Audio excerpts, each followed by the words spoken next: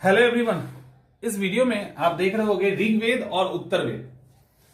Class में पढ़ाने के दौरान मुझे लगा कि कहीं ना कहीं यहाँ पे एक छोटा सा हिस्सा है जिसमें आप लोग भी प्रॉब्लम फेस कर रहे होंगे, क्योंकि फैक्ट्स तो चलो ठीक है, जैमिनी संहिता और रामायणी संहिता ये ठीक है, लेकिन कितने सूक्त हैं और कौन सा मंडल है।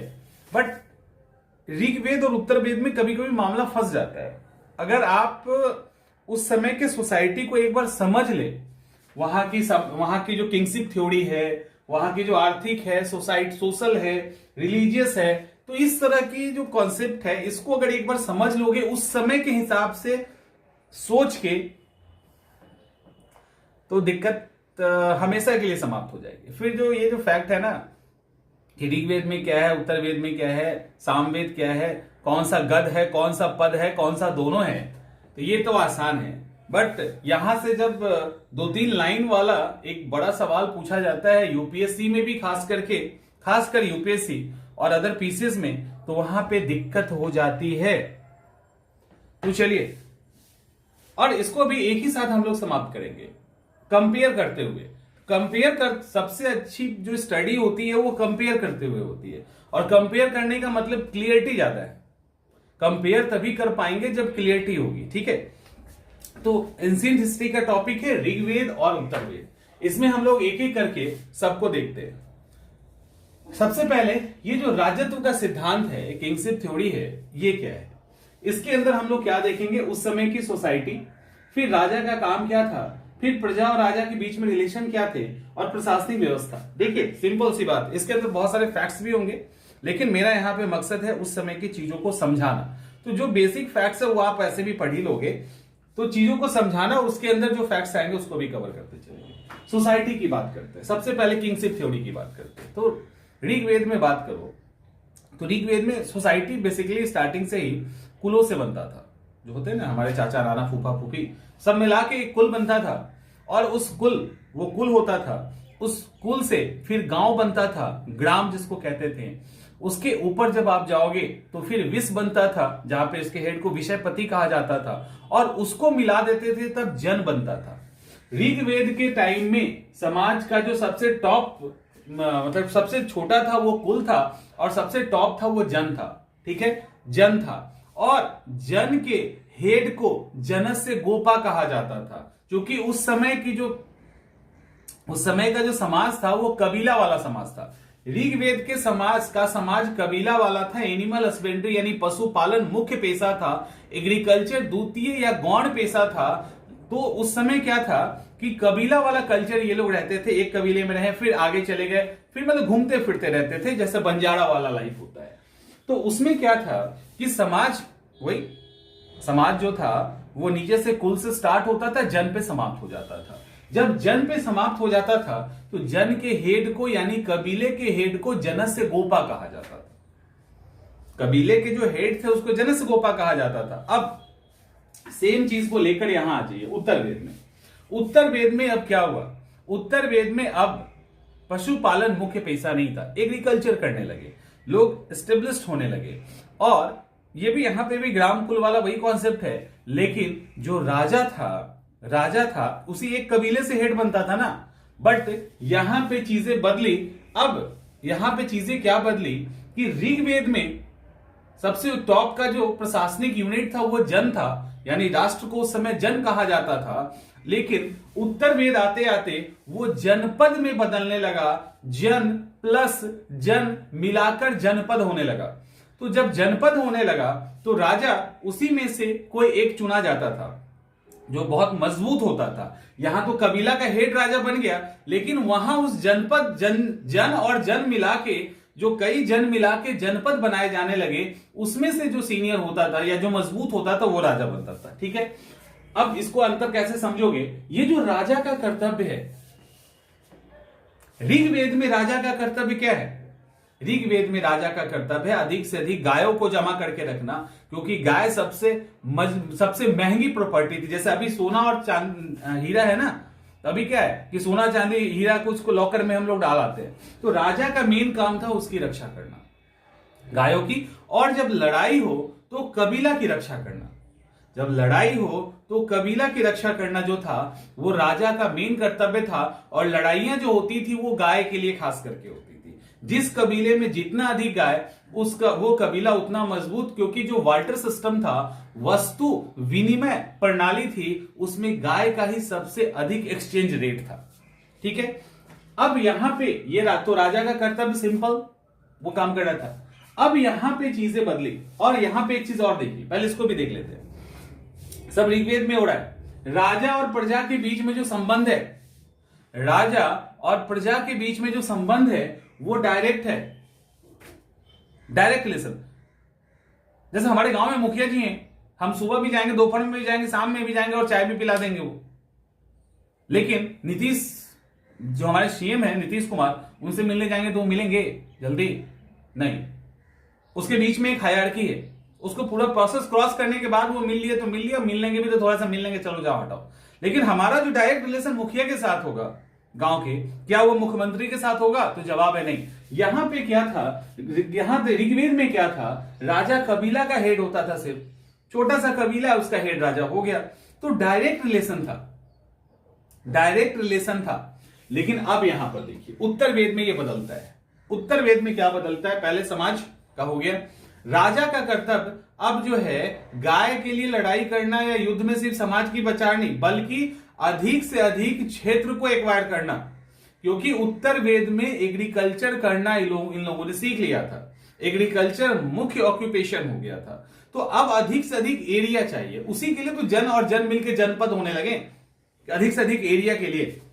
और राजा जो था उसका काम था वही लड़ाई करने के बाद अपने साम्राज्य को फैलाना, साम्राज्य को फैलाना। अब लड़ाई गाय के लिए नहीं बल्कि क्षेत्र के लिए होने लगी उत्तर वैदिक पीरियड में। और प्रजा और राजा का संबंध जो डायरेक्ट था ऋग्वेद में, वो अब इनडायरेक्ट हो गया, अप्रत्यक्ष संबंध हो गया। बीच में एडमिनिस्ट्रेशन का एक बड़ा तंत्र तैयार हो गया, क्योंकि जब आप ऋग्वेद में इस प्रशासनिक व्यवस्था को देखेंगे, यहां भी आपको सेनानी पुरोहित टाइप के लोग मिलेंगे, लेकिन चूंकि टैक्स सिस्टम तो था नहीं, बलि नामक टैक्स था, वो भी इच्छा से देना होता था। इच्छा से कौन कितना देता है समझ में आता होगा आपको। तो इच्छा से लोग जब पैसे बहुत देंगे ही नहीं, तो राजा का जो कोष है, राजकोष, वो तो हमेशा खाली रहता था, तो उसमें से कहां से कितना को अपॉइंट करेंगे वो। तो एक छोटा सा ही सिस्टम था, ठीक है, जिसके कारण डायरेक्ट राजा और प्रजा के बीच रिलेशन था। लेकिन जैसे ही उत्तर वेद में आप पहुंचोगे, ये प्रशासनिक व्यवस्था की पूरी हायरार्की तैयार हो जाती है, ए टू जेड प्रशासनिक व्यवस्था तैयार हो जाता है, क्योंकि राजकोष में बहुत पैसे आने लगे। बलि नामक टैक्स जो था, जो इस टाइम में अभी देखेंगे आगे, इस टाइम में इच्छा से देना था, अब देना ही देना है, मजबूरी है, उसको फिक्स कर दिया गया। साथ में भाग नामक टैक्स भी लगा दिया गया, पैसे खूब आने लगे। राजा और प्रजा के बीच में डायरेक्ट रिलेशन खत्म हो गया। जो डायरेक्ट रिलेशन ऋग्वेद में था, कारण क्या था, वैसे थे नहीं, कबीला का हेड हुआ करता था, तो डायरेक्ट रिलेशन में चाचा नाना ताऊ किसी न किसी का लग ही जाएगा। लेकिन जब जन जन मिलकर जनपद बनने लगे तो डिस्टेंस बढ़ गया, एक ही जन, कोई किसी न किसी एक ही जन का राजा बनेगा ना, तो दूसरे से कौन सा उनका डायरेक्ट रिलेशन हुआ, बीच में हायरार्की पूरी आ गई। तो उसके कारण क्या हुआ, उसके कारण हुआ कि प्रजा और राजा का संबंध खत्म। ठीक है, अगला आर्थिक व्यवस्था, इसमें क्या हुआ, अभी हमने इसको लेकर बात कर भी लिया था। टैक्स, ऋग्वेद के टाइम में जो टैक्स था वो बलि नामक टैक्स था, लेकिन वो टैक्स अपनी इच्छा से देना था। अब कारण क्या था, फिर पीछे जाइए। कारण ये था कि जो राजा था, प्रजा में डायरेक्ट रिलेशन था, ठीक है। मुखिया जी हमसे पैसा मांगेंगे गांव के, हम कहेंगे ठीक है दे देंगे ना, कितना चाहिए, मैंने वो ऐसे ही बोलेंगे, करे गांव का ना, गांव में सोच रहे हैं कि हम लोग सब मिलकर एक मंदिर बनवा दें, एक रोड बनवा दें, कुछ पैसा दे दीजिए। तो सब लोग अपने हिसाब से जिसको जो लगेगा देगा, ठीक है। या किसी लड़की गरीब बच्चे की शादी करवानी है, कुछ पैसा चलो दे दो, तो सब अपनी मर्जी से देगा। लेकिन टैक्स इंपोज कर दे तो कि नहीं, आज के बाद रोड टैक्स इतना लगेगा, जो रोड पे चलेगा, मजबूरी में देना पड़ेगा। तो यहां पे बलि नामक टैक्स था। कबीले के लोग थे, कबीले को भी अपने राजा के प्रति एक रिस्पेक्ट होता था कि राजा हमको बचाता है जरूरत पड़ने पे, तो हम जो उपजा रहे हैं, और राजा तो उपजाएगा तो कुछ नहीं, तो जो हम उपजा रहे हैं, जो भी हम बिजनेस कर रहे हैं, इसमें से राजा को कुछ दे देते। तो बलि नामक टैक्स कंपलसरी नहीं था, अपनी इच्छा अनुसार से लोग अपने कबीले के हेड को यानी जनस्य गोपा को दे दिया करते थे। लेकिन जैसे ही उत्तर वेद आया, डायरेक्ट रिलेशन समाप्त। अब यही जो बलि नामक टैक्स था वो परमानेंट हो गया, अब देना ही देना है आपको। साथ में भाग नामक टैक्स को भी ऐड कर दिया गया। तो टैक्स सिस्टम अब प्रॉपर हो गया उत्तर वेद में, जो ऋग वेद में नहीं था। दूसरा, लोगों का ऑक्यूपेशन, लोगों का पेशा क्या था। लोगों का जो ऑक्यूपेशन था वो क्या था, लोगों का जो पेशा था वो सिंपल सी बात है, जो लोग का पेशा था वो ऋग वेद में क्या था, ऋग वेद में पशुपालन यानी जानवर को चराना, और उसके बेस पे ही जो भी चीजें वो करते थे, और गाय उसमें सबसे कीमती होता था। एग्रीकल्चर भी होती थी, क्योंकि चौथा मंडल पूरा का पूरा एग्रीकल्चर समर्पित है। एग्रीकल्चर भी था, लेकिन वो सेकेंडरी या एकदम से गौण पेशा जिसको कहते हैं ना, वो था। इनको एग्रीकल्चर में बहुत इंटरेस्ट नहीं था। एग्रीकल्चर में इंटरेस्ट नहीं होने के कारण अस्थायी जीवन ये लोग ऋग वेद में नहीं जीते थे। एक जगह जानवर के लिए चारा खत्म हो गया, दूसरी जगह चले गए, तो अस्थायी जीवन नहीं जीते थे। लेकिन अब उत्तर वेद में, और चूंकि गाय और इन सब जानवरों का मेन वैल्यू था, तो छोटे छोटे कबीले अब 200-400-500 गाय रख लिए, 1000 गाय रख लिए, अपना उनका काम चल रहा है। लेकिन जब वो एग्रीकल्चर करने लगे तो एस्टेब्लिश्ड होने लगे एक जगह। अब एग्रीकल्चर होगा तो फसल पकेगी, तैयार होगी, फिर अगला फसल आएगा, तो एक जगह रहने लगे। अब गांव बसने लगे, एक जगह रहने लगे तो अब ये खेती करने लगे। उत्तर वेद में जो मेन पेशा हो गया वो खेती हो गया। जैसे ही उत्तर वेद में मेन पेशा खेती होता है, जैसे ही उत्तर वेद में मेन पेशा खेती होता है, अब क्या हुआ, अब जो है लोग एस्टेब्लिश होने लगे। अब लड़ाइयां जो है क्षेत्र के लिए होने लगी, क्योंकि अब अधिक से अधिक, भाई अब खेती कर रहे तो अधिक से अधिक लैंड चाहिए, अधिक से अधिक लैंड चाहिए। तो मेन पेशा इनका हो गया खेती करना, और पशुपालन उसके सहायक पेशा के रूप में आ गया। वाटर सिस्टम, वस्तु विनिमय प्रणाली। उस समय जो लेन देन होता था ऋग वैदिक पीरियड में, खासकर ऋग वैदिक पीरियड में जो लेन देन होता था, उस लेन देन में जो मेन था वो वस्तु विनिमय प्रणाली थी। वो बहुत लंबे समय तक हम लोगों ने भी देखा है, अभी भी होता है। मैंने पूछा था क्लास में, तो बोला कि कुछ लोगों ने बोला कि नहीं अभी भी होता है। पुराने मोबाइल के बदले चावल मिल जाता है, लोहा दे दो तो सोन पापड़ी मिल जाता है। तो ये गांव घर में आज भी चल रहा है। वो क्या है, यही वाटर सिस्टम तो है। इसी को वस्तु विनिमय प्रणाली कहते हैं, कि बच्चा लोहा दिया, उसके बदले में सोन पापड़ी या कुछ मिक्सचर मिल गया खाने के लिए। गांव के बच्चे जमा करके रखते हैं, जहां भी मिलता है, आएगा ना सोन पापड़ी खरीद लेंगे, ठीक है। तो ये सिस्टम पहले भी था। इसमें सबसे अधिक जो एक्सचेंज रेट था वो गाय का होता था। जैसे अभी सोना लेके आप जाएंगे तो उसका जो एक्सचेंज रेट होगा, और आप क्या कहते हैं लोहा लेके जाएंगे, दोनों में अंतर है ना। तो वहां पहले क्या था, मार्केट लगता था। जिसके पास गेहूं है वो गेहूं रखा है, किसी के पास दाल है, किसी के पास सब्जी है। अब आप लोग में, अब लोग जो गए वहां पे, अब लोग के पास मान लो मुर्गा है, तो दाल वाले को मुर्गे की जरूरत है, उसको मुर्गा खाना है, मुर्गा ले लेगा, उसके बदले आपको दाल दे देगा। तो ये सिस्टम चलता था पहले। वस्तु, इसमें सबसे ज्यादा एक्सचेंज रेट गाय का होता था। गाय की इसलिए बहुत अधिक कीमत होती थी।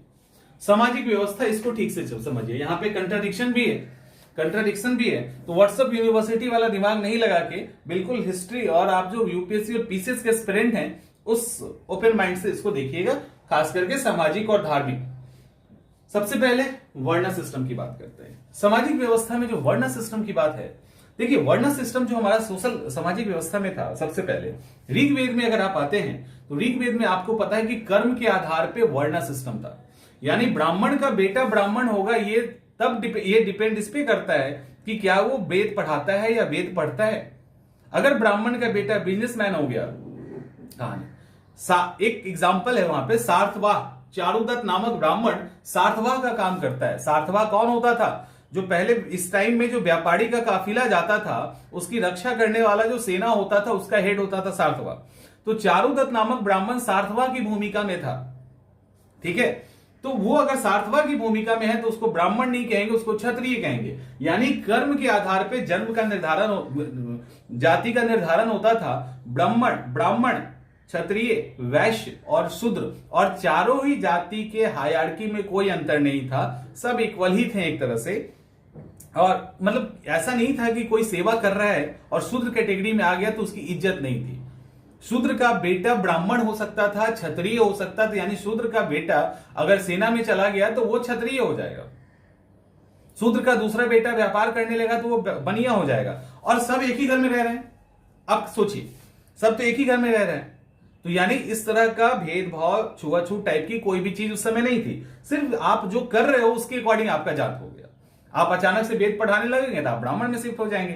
तो ऋग्वेद में वर्ण सिस्टम में ये चीजें चल रही थी और ये बहुत अच्छी बात थी, ये बहुत अच्छी बात थी। लेकिन अचानक से ये चीजें बदल गई उत्तर वेद में। उत्तर वेद में अब ये जो वर्ण सिस्टम था, जो ऋग्वेद में जन्म के आधार पे था, कर्म के आधार पे था, वो अब जन्म के आधार पे हो गया। यानी अब ब्राह्मण का बेटा अगर व्यापार भी करता है तो वो ब्राह्मण होगा, व्यापारी का बेटा अगर क्षत्रिय का काम सेना में है तब भी वो बनिया ही होगा, और यानी वैश्य होगा। शूद्र का बेटा भी अगर सेना के अंदर भी चला गया तब भी उसको शूद्र ही कहेंगे। यानी कैटेगराइज कर दिया गया और सोसाइटी डिटोरिएट कर गई, सोसाइटी नीचे की तरफ चली गई और जन्म के आधार पे जाति को तय कर दिया गया जो कर्म के आधार पे था।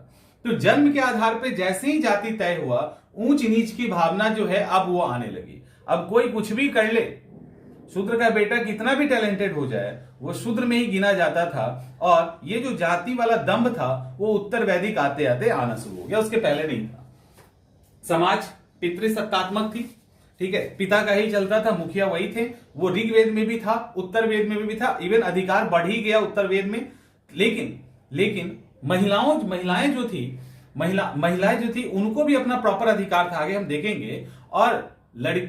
और जो भी मंत्र है ना वो बेटे के कामने के लिए भी, जो भी मंत्र है वो कि हमको बेटा हो उसी के कामना के लिए है। लेकिन बेटी होती थी तो कोई भी ऐसा उनको मार देना या दुखी मनाना ऐसा नहीं था। हो गई तो कोई बात नहीं, लेकिन भगवान से बेटा को मांगा जाता था। खैर, शूद्रों की स्थिति अगर बात करें तो ऋग्वेद में शूद्रों की स्थिति कोई बात नहीं, सब इक्वल था। जो काम कर रहा है वो शूद्र है, जो सेवा कर रहा है वो शूद्र है, बस इतना ही है। उसका बेटा ब्राह्मण हो सकता है, उसका बेटा क्षत्रिय हो सकता है, वैश्य हो सकता है, तो वहां पे कोई अंतर नहीं था। उत्तर वेद में शूद्रों की स्थिति में गिरावट आती है। शूद्रों की स्थिति में यहां तक शूद्र सब कर सकते हैं, वेद भी पढ़ सकते हैं, अपना सब चीज हो रहा है उनका। लेकिन जैसे ही उत्तर वेद में आते हैं कहानी बिगड़ने लगती है। इनको वेद के मंत्र से अलग कर दिया जाता है, इनको एकदम नीचे का दर्जा देके इनको शूद्र कैटेगरी में फिट कर दिया जाता है और जो भेदभाव है शुरू होता है। लेकिन उत्तर वेद में भी इनको अछूत की कैटेगरी में नहीं डाला गया था। तब भी स्थिति सूत्र काल या बुद्ध काल से इनकी बेहतर थी कि अछूत की स्थिति में इनको नहीं डाला गया था, ठीक है। शूद्रों को भोजन की बात करें तो ऋग्वेद में लोग नमक नहीं खाते थे, उनको नमक का नहीं अंदाजा था, पता नहीं था, मछली वछली नहीं खाते थे। लेकिन उत्तर वेद आते आते खाना पीना जो है, और खाना शाकाहारी और मांसाहारी दोनों था ऋग्वेद में भी। 9वां मंडल सोम को समर्पित है, नशा का पूजा पहले से ही हो रहा है, पूरा का पूरा सोम देवता को ही 9वां मंडल समर्पित है। यानी नशा जो सूरापान है वो शुरू से ही होता है और शुरू से ही सोसाइटी के अंदर उसका एक इंपॉर्टेंस है। खैर, तो नशा पहले भी किया जाता तो उत्तर वेद में भी था, लेकिन उत्तर वेद में नमक उमक वाला जो चीजें थी वो चलनी शुरू हो गई थी। यहां पे महिलाओं को देखते हैं, महिलाओं की स्थिति में क्या होगा, ठीक है। महिलाओं की स्थिति में देखिए, ऋग्वेद में महिलाओं को शिक्षा दिया जाता था एज यूजुअल। वेद की शिक्षा ये सब महिलाएं करती थी। लोपा मुद्रा, घोषी, सच्ची, पौलमी, ये सब जो भी हैं, इन सब का जो मंत्र है वो ऋग्वेद के अंदर है। तो सोचो उस लेवल पे था, यानी वो वेद की शिक्षा ले सकती थी। जो इक्वल जो भी लड़का लेता था वो लड़की भी लेती थी, कोई अंतर नहीं था। शादी की बात करें तो चाइल्ड मैरिज नहीं था, 16 साल के बाद ही शादी होती थी, लड़के की 17 साल में। तो चाइल्ड मैरिज नहीं था पहला, वीडो रीमैरिज था। मतलब 10-10 बार तक शादियां कर सकती थी। इसके अलावा नियोग प्रथा चल रहा था, नियोग प्रथा था। तो सामान्य बहुपति प्रथा नहीं था, ठीक है, बहुपति प्रथा नहीं था। लेकिन ऋग्वेद में कहा गया है कि एक पत्नी के 4 पति होते हैं, एक रियल पति, दूसरा कौन है, इंद्र है शायद, दूसरा सोम एक है, एक गंधर्व है और एक मिस कर इंद्र है, इंद्र, सोम, गंधर्व, एक इंद्र होंगे, आई थिंक एक इंद्र होंगे शायद। तो 4 थे। खैर, वो कहने के लिए मतलब बहुपति प्रथा नहीं थी, ठीक है। और शादी जो है ऑन टाइम पे ही होती थी, यानी जब बड़े हो जाते थे 16 साल की तब शादियां होती थी। और वीडो रीमैरिज एक्ट भी था, नियोग प्रथा भी थी। तो यानी उस हिसाब से काफी, और इंटर कास्ट मैरिज होता था उस समय, अंतरजातीय विवाह होती थी, मैंने शूद्र ब्राह्मण वैश्य, और उत्तर वैदिक काल तक होती रही, अंतरजातीय विवाह होती थी, ठीक है। संपत्ति की बात करें तो पुरुष लड़के की तरह लड़कियों को भी अपने पिता के संपत्ति में अधिकार प्राप्त था। लड़के की तरह लड़कियों को भी पिता के संपत्ति में अधिकार प्राप्त था, और खास करके इनको शादी के टाइम में जो प्रॉपर्टी मिलती थी, एसेट मिलता था, गहना या जो भी चीज, वो इनकी अपनी होती थी, इसको कोई भी नहीं छू सकता था। ये नियम हार्ड एंड फास्ट था। ये ऋग्वेद में भी था, उत्तरवेद में भी था। हाँ शादी में ऋग्वेद में ये सारा चीज था, उत्तर वेद में थोड़ी बदली चीजें। उत्तर वेद में जो है महिलाओं की स्थिति में गिरावट आई, कम उम्र में शादी होने लगी, और तब भी विडो रीमैरेज और इंटरकास्ट मैरिज उस समय भी चल रहा था। स्थिति काफी नहीं खराब हुई थी। शासन में भागीदारी की अगर बात करें, यहां पे बहुत बड़ा अंतर आया। अंतर क्या आया कि ऋग्वेद में सभा हो, समिति हो या विदत हो, सभी जगह महिलाएं भाग ले सकती थी, सभी जगह महिलाएं भाग ले सकती थी। लेकिन जैसे ही उत्तर वेद आया, सभा, समिति, विदत से भगा दिया गया। यानी स्थिति काफी खराब हो गई। ठीक है, खराब हो गई। संस्कार की बात करें तो ऋग्वेद में ऐसे सभी संस्कार थे जो कोई भी करता वो इनको भी करना था। मतलब महिलाओं के जो भी संस्कार थे उसमें वेद मंत्र पढ़ा जाता था, इवन उपनयन संस्कार तक करवाया जाता था, सब कुछ होता था वेद मंत्र के साथ, मंत्रोच्चारण के साथ। लेकिन जैसे ही उत्तर वेद में आते हैं, महिलाओं की स्थिति का सबसे बड़ा प्रूफ है ये कि महिलाओं का जो चूड़ामणि संस्कार है, जो शादी के टाइम में होता है, जब लड़के की एंट्री होती है, उसके पहले के जितने भी संस्कार हैं सब होंगे जरूर, लेकिन मंत्रहीन होंगे। यानी कोई भी मंत्र नहीं पढ़ा जाएगा, मंत्र अशुद्ध हो जाएगा। तो ये जो संस्कार थे वो चूड़ामणि संस्कार, जब लड़के की एंट्री होती है उसमें मंत्र पढ़ा जाएगा, लेकिन उसके पहले कोई भी मंत्र नहीं पढ़ा जाएगा। और शूद्रों का जो संस्कार था वो तो पहले यहां होता था, उत्तर वेद आते आते शूद्रों का जो संस्कार था उसको भी मंत्रहीन कर दिया गया, यानी मंत्रों का उच्चारण नहीं होगा। इस तरह से सोसाइटी जो थी वो डिटोरिएट कर गई। धार्मिक जीवन, देवताओं की स्थिति की बात करें, ठीक है, देवताओं की स्थिति की अगर हम बात करें धार्मिक जीवन में, तो सबसे पहले आपको पता है ऋग्वेद काल में इंद्र सबसे टॉप के देवता थे, 250 मंत्र। उसके बाद अग्नि की बारी आती है 200, वरुण भी हैं 30। तो ऐसे करके सोम देवता को 114 मंत्र, मैंने ऐसे करके इंद्र, अग्नि, मित्र, वरुण, नाथ, ये सब टॉप के देवता में से थे। इंद्र को पुरंदर कहा गया, ऋग्वेद की बात कर रहे हैं देवता में, इंद्र को पुरंदर कहा गया है। पुरंदर का मतलब होता है किला जीतने वाला। उस समय आपको पता है कि शहर की चर्चा नहीं है, पुर की चर्चा है। पुर कौन, आपको पता है कि इंडस वैली सिविलाइजेशन के जो लोग थे वो किला बनाते थे, वो अपने शहर को किला बंद करते थे। तो उसको तोड़ने के लिए किला तोड़ने वाले देवता की उस समय जरूरत थी। तो इंद्र को उठा लिया गया था। पहले इंद्र थे और इंद्र को पुरंदर कहा गया, यानी किला भंजक कहा गया, क्योंकि उस समय किला तोड़ना सबसे बड़ा काम था। तो ऋग्वेद में इंद्र सबसे टॉप के देवता थे, अग्नि कनेक्टर के रूप में, धरती और आकाश के कनेक्टर के रूप में, कि उसमें जो भी डालेंगे वो सीधा ऊपर जिसको मिलना है मिल जाएगा। इंद्र देवता को पुरंदर कहा गया। अब इंद्र देवता की उस समय जरूरत थी, क्योंकि आर्य की समझो इसको कैसे, आर्य की उस समय भारत के अंदर एंट्री होती है, उत्तर पश्चिम भाग में जहां पे इंडस वैली सिविलाइजेशन के लोग रहते हैं, उससे लड़ाई होती है तो उनके किले को तोड़ना है, तो किसकी जरूरत ज्यादा है, वो भगवान की जिसको किला तोड़ना है। तो इंद्र भगवान वो थे किले तोड़ने वाले, उनको पकड़ के लाया गया, सबसे टॉप का देवता बना दिया गया और किला वाला तोड़ दिया गया। जब किला टूट गया तो उस समय ये टॉप पे थे। जब किला टूट गया, यही देवताओं की स्थिति उत्तर वेद में बदल जाती है। अब जब किला टूट गया तो अब उस समय सोसाइटी का निर्माण करना है, क्योंकि ऋग्वेद में तो ये लोग कबीला वाला थे, उत्तर वेद में ये बसना शुरू हो गए। तो अब क्या करना है, अब समाज बनेगा, घर बनेगा, इस तरह की चीजें करनी है। ब्रह्मा विष्णु महेश का कॉन्सेप्ट आता है, क्योंकि तोड़फोड़ वाला काम खत्म।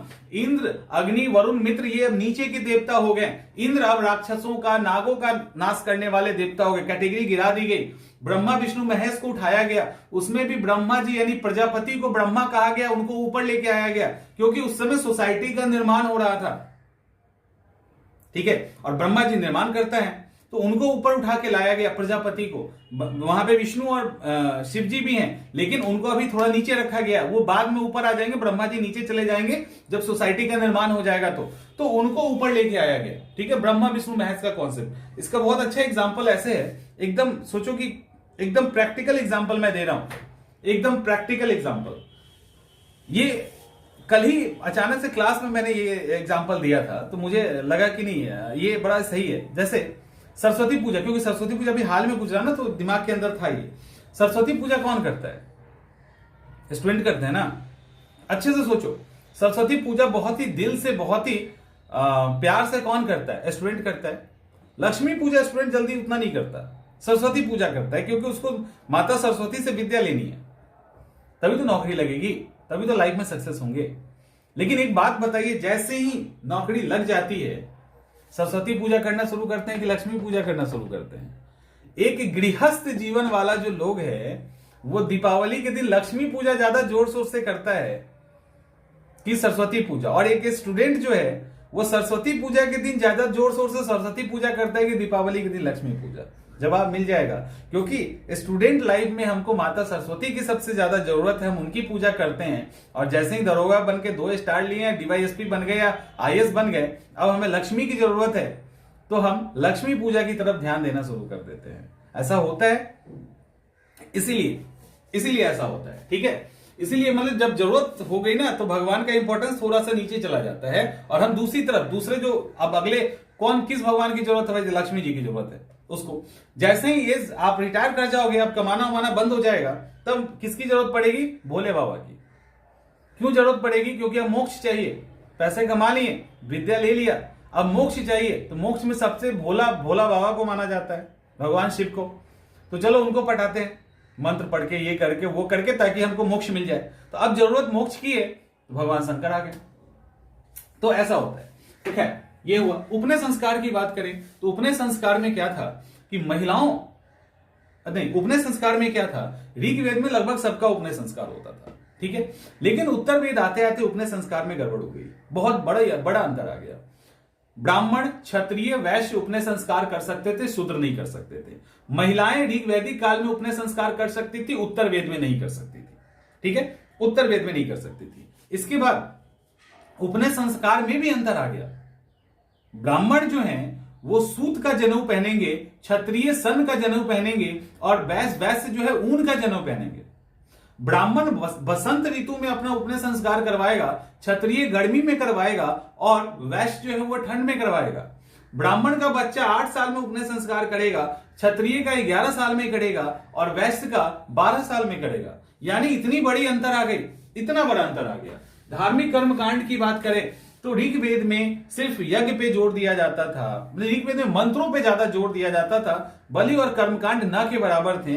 इवन राजा भी जब अपनी गद्दी को संभालते थे, वह चेंज होते थे, वहां कोई खास टेंट्रम नहीं था, सिंपली वो राजा बन जाते थे थोड़े मंत्रों के साथ। लेकिन जैसे ही उत्तर वेद आता है, धार्मिक कर्मकांड में बलि की प्रधानता बढ़ गई। सैकड़ों की संख्या में जानवरों को बलि दिया जाता था, सैकड़ों की संख्या में जानवरों की बलि ली जाती थी। और जो राजा बनते थे, राजा बनने के लिए मतलब राजा का जो राजसु यज्ञ हो, मतलब राजा जब बनते थे तो उसके मतलब कोरोनेशन के दौरान जो माने एक भव्य समारोह होता था, राजसु यज्ञ, वाजपेयी यज्ञ, रथ दौड़, घुड़दौड़, अश्वमेध यज्ञ टाइप के जो बहुत सारे आडंबर थे वो जोड़ दिए गए।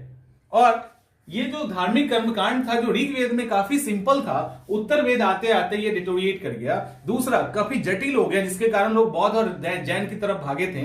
एक और, ऋग्वेद में कोई भी मंत्र पढ़ सकता था, कोई इशू नहीं था, शूद्र का बेटा भी ब्राह्मण बन के पढ़ सकता था। उत्तर वेद में ब्राह्मणों ने कहा, चूंकि धर्म के जन्म के नाम पे धर्म को फिक्स कर दिया गया जाति को, तो ऋग्वेद में, उत्तर वेद में ब्राह्मणों ने कहा नहीं, मंत्र के उच्चारण की शुद्धता बहुत जरूरी है और ये केवल ब्राह्मण ही कर सकता है। तो वेद पढ़ना ब्राह्मणों के लिए रिजर्व कर दिया गया, ठीक है। जब मृत्यु की बात करते हैं तो पहले कोई भी कहीं मरे और कहीं पे भी जलाया दफनाया दोनों जाता था, जलाया दफनाया दोनों जाता था।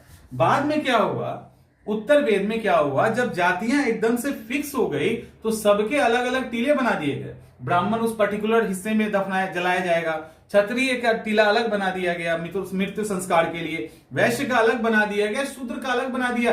तो यानी इतना बड़ा अंतर सोसाइटी में अचानक से आ गया, ठीक है, इतना बड़ा सोसाइटी अचानक से यहां पे आ गया। गाय की इंपॉर्टेंस, अच्छा यहां पे एक और है कि एक और ये है कि धार्मिक कर्म कांड में क्या था, बलि दी जाती थी बड़ी मात्रा में, ठीक है, बलि दी जाती थी। यहां पे एक और छूट रहा है आपका भोजन के, हाँ, ये जो खाना है यहां पर भी एक डिबेटेबल टॉपिक है कि गाय, गाय को खाया जाता था कि नहीं? अधिकांश लोग जानते हैं कि गाय को नहीं खाया जाता था, क्योंकि बहुत हंगामा गाय पे हुआ था, तो यही सारा चीज है। लेकिन इतिहास को जब पलटेंगे तो गाय को भी खाया जाता था। ऋग्वेद पीरियड में गाय खाया जाता था, लेकिन खाने का तरीका ऐसे नहीं था कि जब मन किया तब। देखो ऋग्वेद में क्या था, ऋग्वेद में क्या था, जो भोजन था उसमें तो मछली और नमक वमक नहीं खाते थे। गाय के लिए अघन्य वर्ड का यूज किया गया है। अघन्या मतलब जिसकी हत्या ना की जा सके, जिसको मारा ना जा सके। लेकिन और बेटी के लिए दुहिता वर्ड का यूज किया गया है, यानी गाय दूहने वाली। लेकिन अतिथि के लिए, गेस्ट के लिए गोहन शब्द का प्रयोग किया गया है, क्योंकि आपको पता है अतिथि देवो भव होते हैं, तो अतिथि देवता के समान है, तो उनका रिस्पेक्ट उसी लेवल पे होना चाहिए। जैसे आज के डेट में सबसे बेहतर रिस्पेक्ट क्या होता है? एक बात बताओ, आज के डेट में अक्सर मैंने बहुत बार, मान लीजिए आपके यहां कैबिनेट स्तर के मिनिस्टर आ गए और वो नॉनवेज खाते हैं, तो आप क्या खिलाओगे? आप उसको मछली नहीं खिलाएंगे, अंडा नहीं खिलाएंगे, आप उनको मटन खिलाएंगे, क्योंकि मटन सबसे आज के डेट में महंगा मांस है। लेकिन अगर सरकार हिरन खाना अलाउ कर दे, तो अगर वो आ जाए, और उसको छोड़िए बेटी के ससुराल वाले आते हैं तब भी बहुत रिस्पेक्ट दिया जाता है, अगर वो भी आ जाए तो आप क्या खिलाओगे? जो सबसे महंगा होता है कोशिश की जाती है वो खिलाने का, अगर क्षमता है तो। गरीब के यहां चले जाएंगे तो वो चिकन ही खिला देगा, तब भी लोग खुश हो जाएंगे।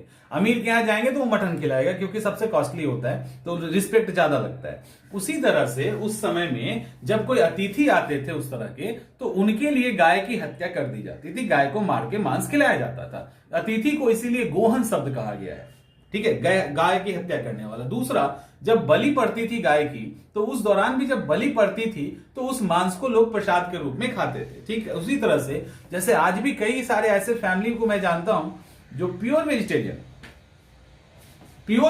है, वो उनसे पूछेगा यहाँ वेजिटेरियन नहीं खाते, कभी नहीं, लेकिन उनको पूछोगे, और लेकिन बलि देते रहते हैं। मैंने बात बात पे बलि मान लेंगे कि अगर ऐसा हो ना तो खस्सी की बलि देंगे, ठीक है, बात बात पे बलि। जो खाता है वो नहीं करेगा बात बात पे, लेकिन वो नहीं खाते तो बात बात पे बलि, छोटे छोटे बात पे वो हो जाना है, बस जाके बलि चढ़ा दिए। बलि बलि जब चढ़ाते हैं उसको वो खाते, कहते हैं ये अब मांस नहीं है, ये अब देवी का प्रसाद है, तो उस बहाने ये बलि दे दे के जो है ना वो उसको खाते रहते हैं और कहते हैं वेजिटेरियन है। तो ये सारी चीजें सोसाइटी के अंदर थी, ठीक है।